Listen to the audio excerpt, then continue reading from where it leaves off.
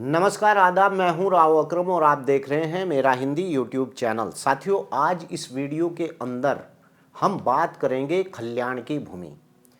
कुछ लोग खल्याण की भूमि के ऊपर मकान बना लेते हैं, बाद में पता चलता है कि ये खल्याण की भूमि है और ये प्रत्येक गांव में ऐसा ही होता है।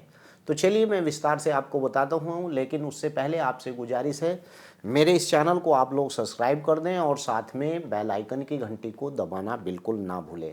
वीडियो को शेयर करें, लाइक करें, क्योंकि मैं अपने इस चैनल के ऊपर अच्छी अच्छी वीडियो बनाता रहता हूं जो भूमि से संबंधित है और हर एक टॉपिक के ऊपर मैं वीडियो बनाता रहता हूं।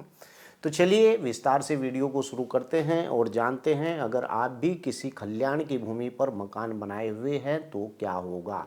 तो चलिए वीडियो को शुरू करते हैं। खल्याण की भूमि की पूरी जानकारी लेने से पहले आपसे गुजारिश है कि चैनल को सब्सक्राइब करें और वीडियो को शेयर करें, लाइक करें। अगर आपका कोई सवाल है तो आप मेरे डिस्क्रिप्शन में जाइए, वहाँ पर मैंने कॉल मी ऐप फॉर नाम का एक एप्लीकेशन के बारे में बता रखा है। आप उसे अपने मोबाइल में डाउनलोड कीजिए और वहाँ से मुझे आप मेरा नाम सर्च कर वहाँ से आपको मेरा नंबर मिल जाएगा। आप वहाँ विस्तार से मुझसे बात भी कर सकते हैं। चलिए, तो खल्याण की भूमि क्या होती है साथियों? ये भी एक सार्वजनिक उपयोग की ही भूमि होती है। कल्याण की भूमि ऐसी भूमि होती है जो यानी कि खाली छोड़ दी जाती है, जिसके ऊपर खेती नहीं होती है और उस भूमि को सार्वजनिक उपयोग के काम में लाया जाता है किसानों के लिए। क्योंकि चकबंदी जब होती है तो इस प्रकार की भूमियों को तभी छोड़ा जाता है।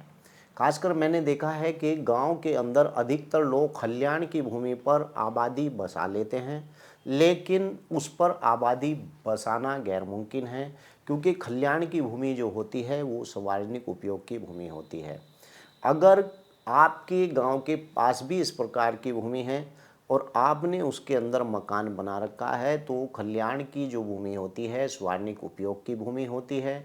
लेकिन अगर आप कि वो भूमि, आप जिस भूमि पर आपका अकेला मकान है तो कार्रवाई होगी। अगर वो भूमि गांव के बीच में आ रही है, यानी कि आबादी के अंदर आ रही है और उससे आबादी चारों तरफ उसके आबादी है, तो इस प्रकार की स्थिति में आपके खिलाफ कार्रवाई होगी। लेकिन इतनी जल्दी कार्रवाई नहीं होती है, क्योंकि सरकार भी जानती है कि गरीब लोगों के वहाँ पर मकान होते हैं।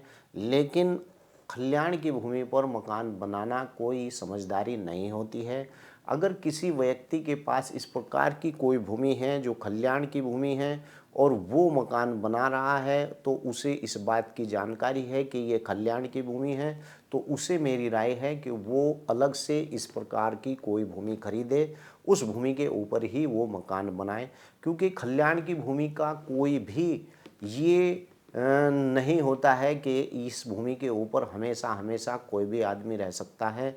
अगर वसासत के अंदर आ रही है, उसके ऊपर गांव बस जाता है, तो इस स्थिति में माना जाएगा कि वास्तव में वो भूमि खल्याण की थी, लेकिन बाद में उस भूमि को आबादी में दर्ज कर दिया गया है। साथियों, इस प्रकार से अगर आप भी खल्याण की भूमि में रह रहे हैं तो कोई ना कोई आपके खिलाफ कहीं ना कहीं शिकायतबाजी करता रहता है। और यही कारण है कि जो लोग सार्वजनिक उपयोग की भूमि के अंदर रहते हैं, उन्हें कोई भी व्यक्ति आकर कभी भी उनके खिलाफ एप्लीकेशन एसडीएम या उपजिला अधिकारी को सौंप देता है।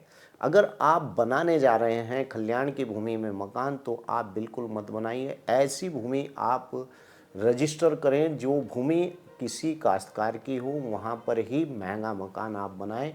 लेकिन महंगा मकान आप इस प्रकार की भूमि के ऊपर ना बनाएं। रही बात आपके पास कोई मकान नहीं है, तो इस प्रकार से आप वहाँ पर काबिज रह सकते हैं जब तक सरकार चाहे। इस प्रकार की भूमि होती है खल्याण की भूमि।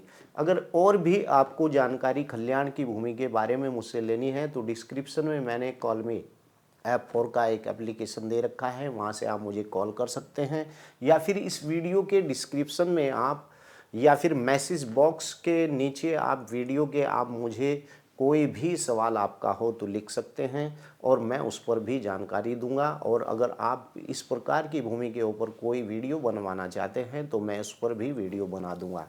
तो आज के लिए इतना ही। आपसे गुजारिश है कि चैनल को सब्सक्राइब करें, वीडियो को शेयर करें, लाइक करें। जय हिंद, जय भारत, खुदा हाफिज।